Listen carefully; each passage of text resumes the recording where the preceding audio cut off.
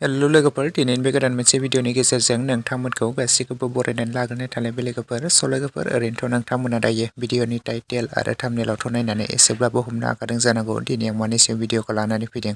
लोगोफोर लिसान रामि बिथांनि करिय'ग्राफ खालामनायाव दोंसे गोदान मिउजिक भिडिअ फैनो थांगासिनो दं लोगोफोर, जाय मिउजिक भिडिअनि टाइटेल आरो थाम्बनेइलनि मुङानो जादों दाखा जोमै।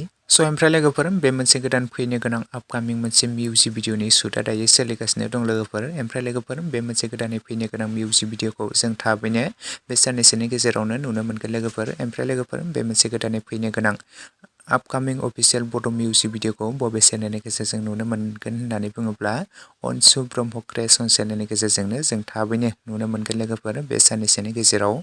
नोंथांमोना बयबो नेनानै थाथ'लायोब्ला नेक्स्ट आपडेटआव दङ रितिसा उजिर बिथांमोननि फाव खालामनायावबो मोनसे गोदान मिउजिक भिडिअ फैनो थांगासिनो दं लोगोफोर, जाय मिउजिक भिडिअनि टाइटेल आरो थाम्बनेइलनि मुङानो जादों हाइला हुइला।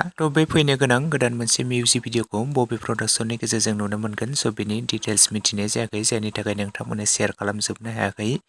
जिखियानो जाया मानो नोंथांमोना बे मोनसे गोदान फैनो गोनां मिउजिक भिडिअखौबो बयबो नायनो थाखाय एसे नेनानै थाथ'लायोब्लानो जाबाय। लोगोफोर लोगोसेनो दासिमनि सर्ट आपडेट भिडिअ बेखिनियावनो।